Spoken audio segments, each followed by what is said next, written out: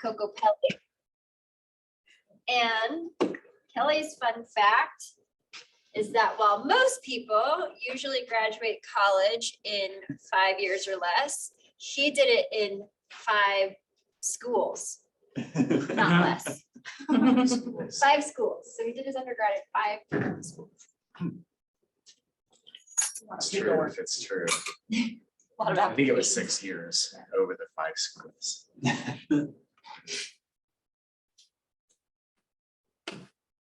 This is gonna work. Presentation mode. Here we go. Yes, thank you. So my name is Kelly Smith, and I'm the founder and president of Coco Pelli. Brought Adrian here. He's our fulfillment specialist. Thank you, Adrian. We do 100% of our fulfillment from our warehouse in Longmont. So he does over 4,000 to 5,000 shipments per year. Yeah. One additional fun fact is I did present here 5 years ago. In that time, we've moved, my wife and I have moved 3 times, and we also have 3 kids. So, and we've done a fair amount of work on the startup. So we've been quite busy. So we'll dive on in here. We have a couple asks today. We want to identify and meet any potentially interested investors for early to mid-stage companies. And also we're working on our direct-to-consumer strategy. So if anybody here has specific experience in SEO, paid digital strategy, conversion rate optimization, would love to meet with you after the event. And then also we're going to be introducing our Chasm Light stand-up paddleboard. It's the lightest stand-up paddleboard in the world. We're going to be launching that next Thursday. We've been working on this for over 2 years, so I just wanted to bring that here to the meeting as well. So here's your quintessential problem solution slide. This is what we started the business on 5 years ago.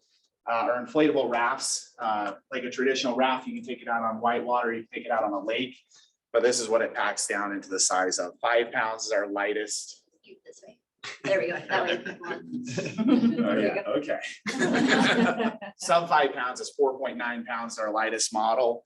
And then we go up to our inflatable kayaks that handle for 2 people, and they weigh 15 to 20 pounds. We hit a diverse. I just want to make sure you're good. Okay. We hit a diverse number of audiences, anywhere from your traditional outdoorsmen, but people who live in urban environments. They live in small condos and they don't have a lot of space to store a large kayak in their garage. They can keep this in their closet and travel with it. Adventure travelers, adventure racers. So we're hitting a large number of different audiences. This has been a whirlwind. We started this company in my garage down in Denver about 10 years ago. We just had our 10-year anniversary this past summer. It's gone fast. We ended up raising a Series Seed round just after we presented here 5 years ago. We did a follow-up, let's call it Series C 2.0 last summer. And now we're kind of ramping up for a formal Series A. In terms of our market positioning, this graph is to try to show where we currently are and where we want to go with the funds raised in this next round. There's your pure play, which is the left-hand side here, the focus side, all the way to a diversified. Think of North Face, Coleman. They make everything from sleeping bags, tents, you name it, they make that product. And then back here on the left-hand side, an Oru kayak. They have one product, the foldable kayak. They might have 5 or 10 different SKUs, but that's really all they make. We want to be somewhere in the middle. We started with the pack rafts. We've expanded into inflatable kayaks. We're moving into stand-up paddle boards. We'll be releasing a bike packing bag line in 2023, and we're going to continue branching out into additional product categories. So the pack raft was what we could call a beachhead product. So it was our first product. It was very specialized. It's a very small market. But what it allowed us to do was get into large key accounts like your REI, your Sportsman's Warehouse. Once we landed those accounts, you launch new products and you already have that relationship, the trust with the buyers. And so they start adding your additional products. One one key example is the plat that we launched for 23. Just got picked up as a 10-door test of REI for the 23 season. So big win for us there. In terms of our sales distribution, 2/3 of our business is here domestic in the US, and about 1/3 is international. We serve those markets through our distributors. We're an omni-channel business. So again, we're utilizing distributors in international markets. These key accounts such as REI, Backcountry, Shields for our wholesale channel. And then we do about 1/3 of our business direct to consumer on FrillThePelly.com. We have a very strong leadership team, over 75 years of professional experience. Sometimes I do get a little flack from our lead investor. He's like, you guys are a little bit too experienced, a little bit top heavy. So again, right now our objective is to scale and kind of grow into the experience of our team. Jeff Pop might look familiar. He was on Shark Tank in 2014 with a company called MHM and Coalition. He didn't get a deal on the tank, but he did end up raising and exited that company. He spent some time at Mountain Smith, and then he joined us last year as our full-time product developer, and we've promoted him to general manager. We have a ton of awards and recognition in the press, a lot of Best in Show awards at Outdoor Retailer. We just were awarded the Best in Show on the Chasm stand-up paddleboard in June at the Denver Outdoor Retailer from Gear Junkie. So, and then we've got it entered into our next paddle show, which is held in Lyon, France at the end of this month. So we'll be flying over there and hopefully we get another award for the paddleboard. Where are growth opportunities? Continued product expansion, geographic expansion. There are some opportunities for additional media. Think of your GoPro, your Red Bull. A lot of our athletes are out there using the product and they garner a lot of attention on Instagram Reels, TikTok. And so there's a lot of just organic energy in our marketing. So with that, I'll say thank you. And again, I've got our 2 asks up here, so we can open it up to Q&A at this point.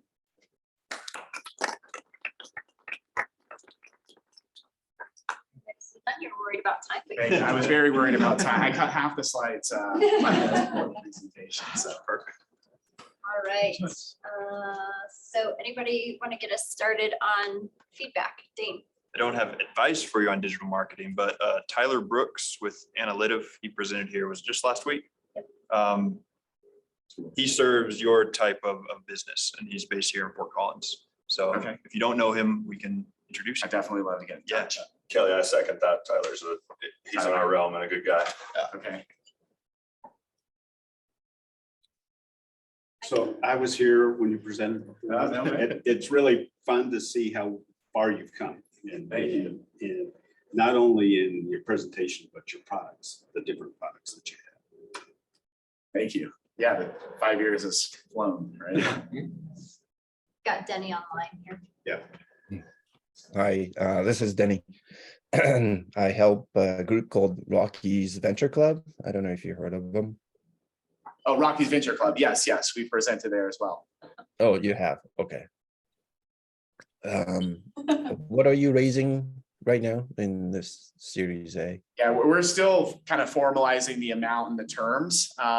It'll be either in Q4 this year or potentially early Q1 of 23. So we don't have final details at this point. But we'll definitely be reaching out to our contacts at RVC as well. Okay. You probably know that at the end of October, beginning of November, they're doing the Hyper Accelerator program from let's see, October 31st till November 4th. So if you haven't taken their classes, that's a good one to attend to get introduced to a lot of angel investors. Okay, great. I've definitely heard of it, so I'll definitely look into it. Okay. So your products look great. I haven't used them at all, but from the awards and everything, it looks solid. You said, I think 5 years ago, shortly after you presented this, you did your first initial series, your seed round, right? And then you recently did a seed 2.0. What's holding you back? What's your challenge? 5 years, you've had some growth, you've obviously had some success, but like, what are you looking to do with the Series A? Like, what's the next step that's helping you achieve scale? Is it getting people? Is it, you talk about SEO and marketing and stuff like that? Like, what's currently your challenge in the company? That's a great question. Yeah, so that 10 years that we talked about, it took us 10 years to get to essentially break even and, out of the Angels, Series Seed, friends and family rounds. Two of the most notable, we can all talk about COVID and what, that happened and just kind of that black hole of 2 years. Our retailers canceling orders, shutting down, thinking we're going out of business. So let's, batten down the hatches and stop growth. And then the next year, now, demand is unleashed and we don't have any products. Our factories are shutting down. But I think, the year before that, we had the 25% China tariffs. And so, we went from being profitable to now not profitable and losing money. And you've already promised REI your prices, but now you got this additional tariff. So, just challenge after challenge. I think, what I would say is it just takes longer than, getting some money and turning it into a lot more money. I would say, again, we're right here at the start of the early stage. So we're starting that growth or scaling phase. We have 10 employees, we have the infrastructure. We just onboarded NetSuite as our ERP.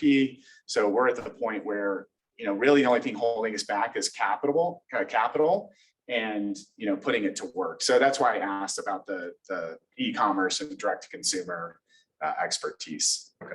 So if I can just unpack that, it sounds like you're manufacturing in China. So you're importing, right? Yeah, I mean, we have about half a dozen factories from Vietnam, China, Taiwan, a couple here. East Asia is right. Yep. Okay. Yep. All right. So importing and then, okay.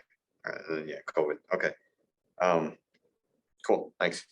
Yeah. The only other thing I had is as far as like the SEO stuff, are you connected at all with the people at Sticker Giant down in Longmont?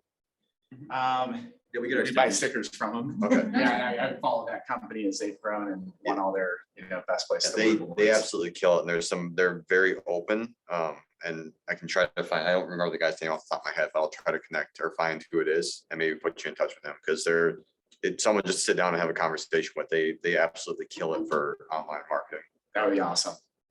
I'd appreciate that. Yeah, I've got someone too that I could suggest to you, Hunter Wiley down at in Loveland, who does SEO and he's got a really nice full service marketing firm. So I'll just get your information, forward it to him, or connect you on email. Absolutely. I do have a question, and I don't know if I'll be able to say it clearly here, but basically, what is your company's purpose? But what is your objective? Is it to be a really good manufacturer? Is it to be a distributor? Is it to come up with cool products? I mean, there's a whole bunch of different ways you could have your emphasis and your focus. What do you think yours is or should be? Yeah, I mean, it's a little bit of all of those. I mean, really what we say is we want to make the outdoor experience easier. So typically that comes from lighter weight products, more portable products, easier to set up and use products. So everything we design comes with portability, weight, ease of use in mind. I mean, our core saying is venture further. So how do we get you further?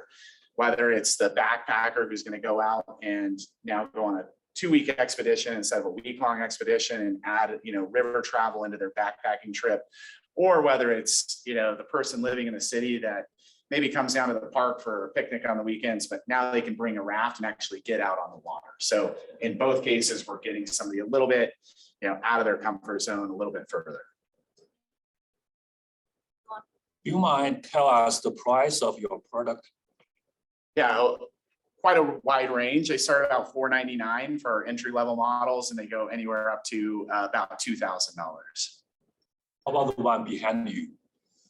This is going to be retailing for $999. once it hits retail. The Kickstarter we're launching next week, you can save up to 40% off. So like the first, 100 buyers get it for $5.99, and then we kind of ratchet up the price from there. So jump on Kickstarter right Right. away. Dane. Yeah, I'm curious about your strategy with Kickstarter. Did you use Kickstarter for any other products? Yes, that's a great question. So we actually launched the company on a Kickstarter when we were still in the garage. No, none of us had a marketing background, and so we failed at Kickstarter. I think our goal was $15,000 and we didn't hit it. So, that kind of set us back about 2 years. We've launched 2 successful products on Kickstarter, our Rogue series, and then about 2 years ago, we launched the XPD series. So we've utilized Kickstarter as a marketing tool, a product launch tool. Certainly, there's something to be said for getting paid up front and using that capital to, fund the production. But now we're utilizing it more for the marketing reasons. So this will be our 4th launch on Kickstarter. Cool. Beth, bring us home. So great. It's just so fun to hear a story, and I love your 10 years Valley of Death. So different question. So when you look back at from the time you started to today and all that you've gone through, what would be your single biggest lesson or learning as an entrepreneur? Oh, great question. I think just expectations on how long things take. Again, looking at this, we can all look at this and say, well, if you're in a classroom, you think, okay, well, this is going to be a year or 2, and then, a couple of years of growth, and then we're going to sell in 5 years. No, that's probably 20 years. And that's, an Uber or a Dropbox, they took 10 years to go public, and they're your unicorns with all the venture capital in the world that hit everything at the right time and did everything right. And it still took them 10 years. So yeah, timing is probably the biggest lesson learned. Yeah, thank you. That's I think an underrated piece is timing in the market in particular in terms of what's going on. So, and it sounds like you had a couple challenges with tariffs and other things. So, thanks. Yeah. If it can go wrong, it will go wrong. It's probably going to go a lot more wrong than you even anticipated. So it's taken you 10 years to become an overnight success. Yes. Exactly.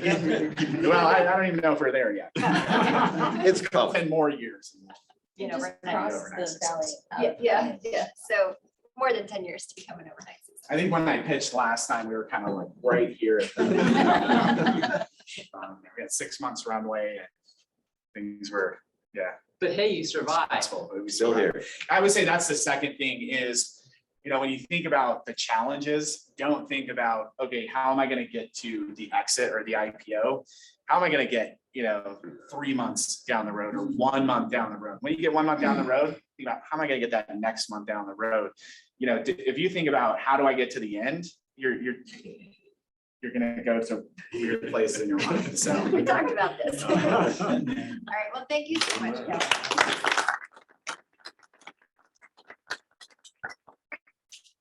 All right, so grab your second cup of coffee. Jenny doesn't get to talk to anybody because she's going to be up next. But we should be able to. How do these things compare to what you do? I don't know. I haven't touched on that. Okay, that'd be interesting, because that might be a go-to-market strategy. It's pretty light. Oh, yeah. We're no- I'm not a. Yeah, I'm kind of going. Yes, you are. Life is that. Yes, I right now. But it's gonna keep it If you're alive. late, half the that's price funny almost. because That's right. I bet you get a discount because you'll be marketing. I know, I've done it before where I was partnering. So they go introduce you? And I was like, oh, because they sent that. Just the thing it costs. Yeah. Yeah, we wait for about 30 years. That's it, rolled up right there. This is that? I've been Done this, we always wanted to. Yes. Oh, yeah, so it's like, and it was 10 years, you said that, it's like, I'm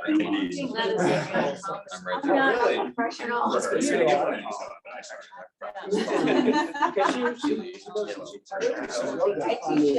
the yoga stuff? Yeah. I was looking at those soul paddle board yoga stuff boards, the ones with like. Yeah, she's back. These ones for yoga. I wish I just would have done it before. More for like Right. Shortcuts. I mean, the yoga board, you know, honestly, when I got into it, like, I have a finance background, I'm very entrepreneurial, very driven. So Well, just I looking at all do, these things, I I'm teach just on curious. the board. Like, Easy, right? I'm not even Something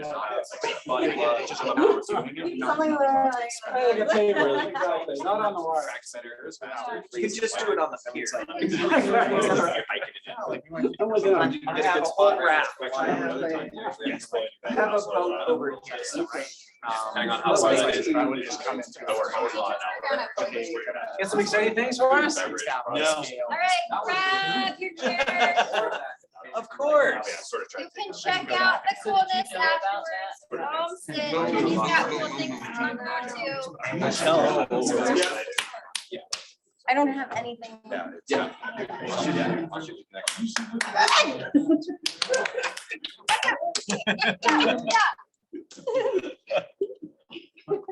All right, our second presenter today is our lovely own Jenny Morse. Yeah, you should. We see you just fine. Oh, That was me. Dane had it I locked was up. gonna say somebody was sharing. Had to get coffee. Jenny's fun fact is that in 1 year, she read 163 1/2 books. But most people read the first half of the book. Jenny just read every other page. That's correct. Every. Somebody help me. Where's the present on here? Function at 5. Slideshow. Slideshow. Oh, yeah, so for my PhD exams, you have to read a bunch of books because it's English. And one of the professors recommended a book written by their friend that they had read but hadn't been published yet. So there was a free preview on Google Books, but it only had the odd pages. I read it because the professor giving me the exam asked me to, but I only read the odd pages. All right, so most of you, I know, I'm Jenny Morse. I provide business writing, training, and consulting at companies all around the country through my company Appendance. So that's like the brief little bit. The short description is I teach professionals how to write good emails. Okay. So today I'm here to talk about this book that I wrote with another 1 Million Cups person, John Garvey. And that's the cover. John is the illustrator, so he comes up with all of this stuff. I'm not an animal person, so I was like, we're putting an animal on the front cover. Okay, I guess that sounds books, sure. But it's very cute. So my ask for you, I'm going to talk to you about this book that I wrote. And for those of you who know me, it's going to be like, yes, this is definitely a book that you wrote. My challenge is that my company teaches people how to be credible through writing. And so there's a lot of presentation of credibility that we do, right? So like I'm wearing a dress today instead of wearing jeans. Not because I'm presenting to you, because I have to teach my undergrads. But it's just tough. Wow. Yeah. So like we present credibility in particular kinds of ways. And when I'm training at companies, the people who are hiring me are looking for me to be able to talk about the work that I do or how I'm going to help professionals in this very credible way. The book that John and I wrote is like snarky, sarcastic. I'm going to show you like the Amazon product description. It's more like how I teach the actual employees. And so it feels to me like there's a slight disconnect in the like way I'm presenting credibility. And so what I really am hoping that you all will help me think about because I come to this group for your ideas that I can't think of from my own perspective, is how do you see this aligning or not aligning? What do you have, what ideas do you have for me for like how I can talk about my book in a way that makes sense and builds credibility? Where should I put it? I can't put it on my website, my assistant did, but in the same way that other things are there, because it has this different level of language. Okay, so that's sort of what we're thinking about. Like, where should I put it? Should I hide it? And then I'm also gonna throw up here, because I forgot to put it on here, but right now it is just an ebook. And this was you know, when you work with a co-author, you have different ideas about things and you have to compromise. So John really wanted an ebook, a downloadable ebook, and that's what we created. I work with clients, like I go to the companies and work with the employees, and I really want a paperback. But that was the only hard no that John gave me in our entire conversation. It was like, no, we will not have a paperback. And now I'm curious what you think. All right. So just going through our Appendance brand, for some of you, like, this is our logo, this is where words work, is you know, our slogan. So I think this is really cute and clever. I made it up when I was in graduate school reading those books. But it really is because we provide professional writing and editing services to people, and now do a lot of training where we're teaching other people how to be credible in their jobs. So most of who we're training are not professional writers, they are professionals who write. And so they benefit from the skill set that I have as a professional writer and editor, and being able to share with them, here are the things that you need to be doing differently in order to make your writing more effective in your job. So we help them become more effective, more efficient. We teach them habits, like processes for how they can write their mostly emails better. And then a lot of the professionals that I work with just aren't confident in their writing skills for a variety of reasons. They weren't educated in writing. They've been promoted to a different space, right? So those kinds of things, mostly this corporate training that we're doing. This is just to give you an idea of what our website looks like. So just the feel of it compared to the book feel, right? So you can see it talks about credibility and all these things. Here are some of our featured, our courses, our online courses. This Better Business Writing won the 2021 Excellence in Communication Consulting Award from the Association for Business Communications. So, like, we have a lot of credibility. And now the book. So this book is for the participants in the seminars or people looking for a guide on business writing on the internet. It is for who I would talk about as our end user. Okay, so when I go into a company, I'm hired by the company to train their employees, and that company is looking at my website, but the employees are the people that I have to go in and teach and talk to. And so these are some of the illustrations from the book. And then I'm just gonna back up. This is the Amazon product description of the book, okay? And so I'll just read a little bit for those of you who are writing, it's too small. For professionals who don't give an F about what a semicolon is for, we'll enjoy 5 snarky chapters with humorous illustrations, this ultimate guide to writing for work. So there is swearing in the book. There are sex jokes, murder jokes, like cannibalism, all kinds of stuff. It is really fun. And one of the things that I think is interesting about this is kind of the way that I talk to people when I am giving the seminar. So for example, I once trained a group of construction folks, okay? Like construction company, it happened to be all men. And when we were talking about punctuation, commas, colons, periods, they started giggling. They could not talk about colons without thinking about butts.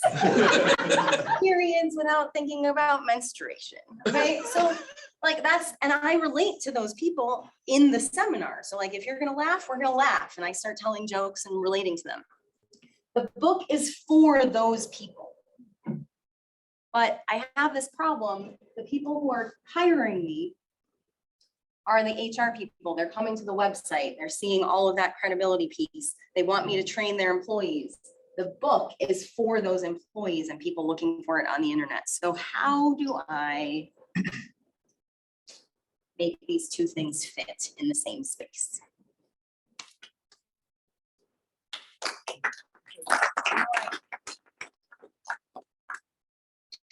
Ben.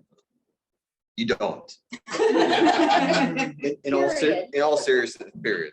In all seriousness, huge credibility for understanding the difference between your customers and your users. Yeah. Two very different groups. What I do in this case, personally, I create a completely separate website, separate domain, and have your book there. It can be something that basic as simple as just a landing page and maybe even directing to Amazon, whatever. Like, I don't think you need to have it on your site. But what I think you do want to do is you want, and so tangent question, why is it a hard no? Why is it a hard no to have a physical product? From John? Yes, I have no idea. you need to answer that question. Yeah. Because it's very simple and it's very cost efficient, especially if it's a small publication to self-publish and create a paperback that you're handing out as a physical product at your training sessions. So what you do is you increase the cost of your training sessions to cover the cost of your book and maybe even get some profitability out of it. Make sure you're physically handing that out and then creating a separate landing page where you can direct people or use your social media, whatever, direct people to this other place that's not your website for your professional sales and use that. Like, I think these are two, Just keep them separate. because they're very different sales channels or sales targets. Although on that note, you could have a line, no picture, on the website that says looking for a fun and snarky way Yes, to write. absolutely. You That could links link to it. to the thing, but no picture, it just says words. So I've completely different, oh, I call him a different name. every time, Tom, And I'm I'm like, Tom today. it's the same as my uncle, James Anderson. I can get this. James Anderson, right there. Better than Jason, I got a story. So I'm actually in the exact opposite camp, because what you did on the book is you actually wrote it for a different audience. You actually showed how skillful you are at addressing a different audience. So your website is for those professionals. However, you went in exactly with that story about the contractors and that sort of thing. Do a blog post about that. Talk about how you're able to meet people at that level. And that way they can communicate to those people. For example, if I know that I'm talking to one person, I'm gonna put my focus, how I'm wording things differently, like you just said in your presentations. Yeah. Do that. I can't disagree more, because I think that it shows so much skill. It honestly shows how much of a gymnast you are to be able to do that. A linguistic gymnast. Or a- And then the book thing, one of the things that I know about 5 Sigma, just keep asking why, get down to the root cause of why he doesn't want to do the book. If it's just an inventory thing, things like that, that way you can come up with a solution there. Yeah. And then also find out what, bring to the point that, you're doing these seminars and you are going to be boosting sales by bringing that book to his point, because you are all of a sudden increasing sales numbers, which then continues to even. So you're in favor of a paperback? I would be, but I would have to look at the statistics, but I would ask him why, just so that way you actually have an answer for his rejections. Okay, Forrest. Thank you. I sort of agree with both. I think, here's the question. What value putting it on your, the credible website are you expecting? Because if it's only HR people coming to that and they're not the ones buying the book, then probably there's not a big need. So I don't think, I think that's the real question is like, is there going to be value or is that going to cause increased sales? But I do think there's, as John's saying, there's sort of a hybrid way. You're very good with words. I think you could definitely come up with very good ways to explain what this book is, how it differs, where the value is.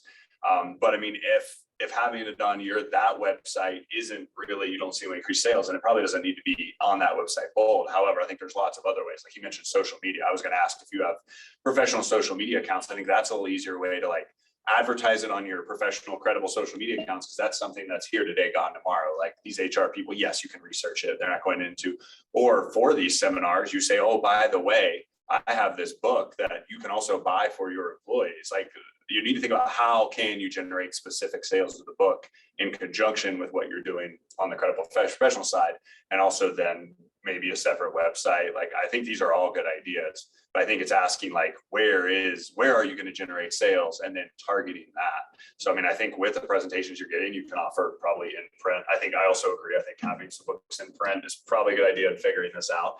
Because, you know, if you have a stack of books at the end of the table, and, you know, especially if you can have the company that's paying you for the presentation to buy them for their employees, I mean, that's the type of orders you want, like 20 books at a time. But I also think, you know, you can use social media real well here, where you can talk about who this is for the end user. You know, this is generated by this credible company, but it's for this user via social media posts, and really get sort of targeted sales clicks from that as well. Awesome. Just to respond to part of that.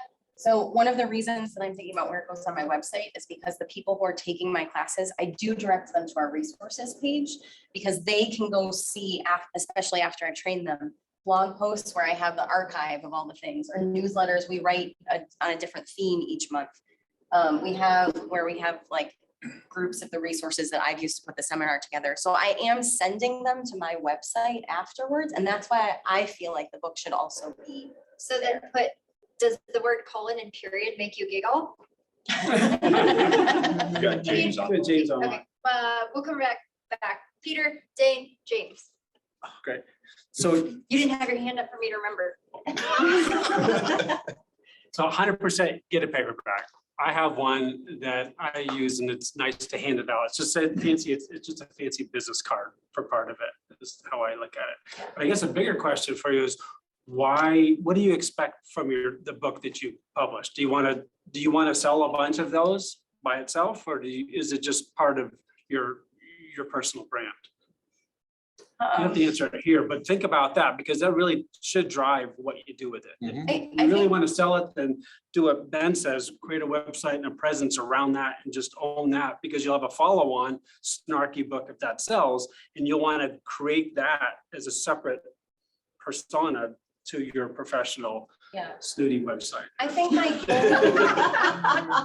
the people that I train, I am always recommending books to them, because I'm not going to be able to follow them throughout their career, right? So it's like, okay, here are some resources that you can pick up off Amazon. And so I wanted to be able to, they're like, you should write a book. So I did. Enough of the participants told me that. So I have this so that they can still benefit from my expertise when I'm not training them. It's really, I wrote it for the participants in my seminars. John wrote it for a different purpose, but which is, you know, selling books. But I don't have, I need to figure out what I'm doing. Okay, Dane and James, keep it really short so that Chris can have 10 seconds. You don't get any time. Is the book authentically you? Yes. Okay, good. Then embrace it until you have something else. Yeah. Right? So on your website, you know, say, if nothing else, just author of badass business writing. You don't need to link it. You don't need to try to sell it on your website. Just you're a co-author of badass business writing, right? Until you have the book that is the same content without the jokes, that is still authentically you. But let people see who you are and who they're hiring. And most HR professionals I know would love reading that book, and seeing it wouldn't turn them off from hiring. Yeah, it just feels. Embrace, if it's you, just embrace it. That's why I'm good at training, because we talk about these things. All right, James. One way to think about it is to completely embrace it. So I agree with Dane to a certain point. I don't think you have to leave it behind at any point, but one way to market it would be, writing is a reflection of your personal brand, and your personal brand is what creates credibility. And I'm talking about the people who take your classes. And the credibility is what establishes the expertise. So if you're snarky and that's the way you want to write in business, that's fine. If you want to sound like you went to Harvard, that's fine too. What about teaching snarky people how to write like they went to Harvard? That's kind of what I am doing. Really? So I'm the entertainment, but I'm teaching them to write like Harvard. All right, Chris, bring us home. I'm just gonna kind of piggyback on some of the things that have been said, but I think from my perspective, knowing you Yeah. and having read some of the book, not the whole book, for me, I think my strategy would be to maybe leave out the cannibalism and some of that, but bring some of that snarkiness, some of that personality to your website. So they're a little more aligned. Okay. Because I think that I don't know who said it, but HR people, I think, would love to read this book. I don't think that it's necessarily really truly misaligned, except in some ways of how your website is presented. Right. More personality there, a little more of your reverence, irreverence. Whatever, yeah, that's the word. And then the other thing that I'll just say, going back to what other people already said, physical book, Yeah. yes. This is what you need. Yes. You need a physical book to hand out to people that you're working with. Doesn't matter what John needs. That's what you need. Right. That's it. Okay, I know there's so many more comments, but we have 6 minutes left. So do you just want to give up your wins and help with resources to get No. all your comments? Chat in? with chat with Junie afterwards. I see that, but Ben was like almost on his knees. Okay? He was like, okay, so who has a win? Who has a resource that we need to know about? Or who needs help? So I'd like to share a couple wins. So in rolling out Maine, we got the Chamber of Commerce of Windsor to sign up. We're now honorary members of the chamber and they're paying us to be on Maine. And we got the exact same thing from Fort Collins Chamber. Ooh, nice.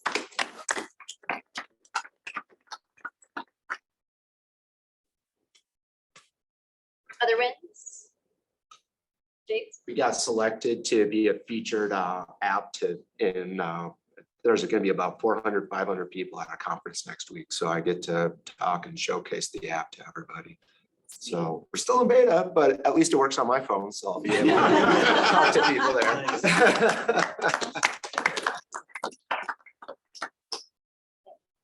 Which, by the way, that's a savings app for those of you who don't know James. Money. Money. I got a resource. So most people in the startup space are probably familiar with it, but Y Combinator has a great YouTube channel.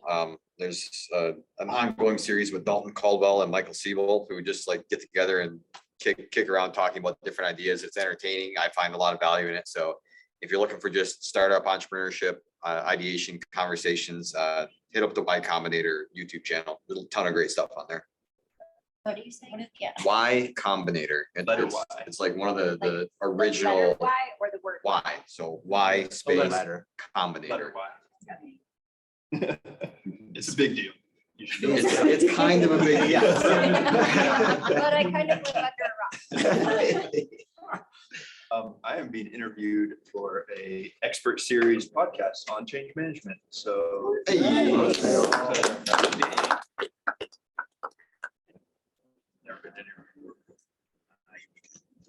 I'm gonna speak at the Founded in FOCO.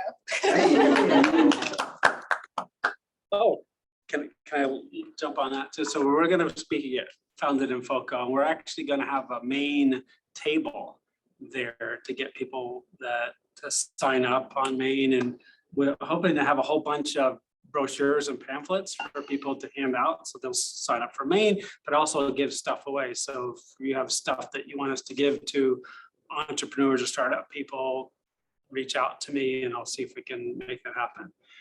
But I have an ask as well, since we have a table and there's only one of me, if anybody wants to talk about themselves and talk to people, this will be a great opportunity to sit there and help us staff the main table. What happened to your partner?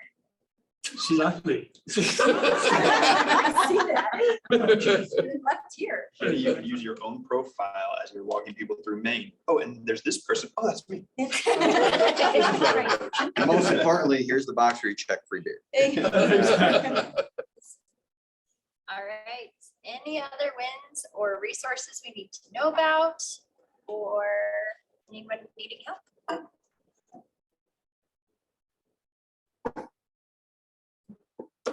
All right, well, great meeting today, and we'll see you all here again next week.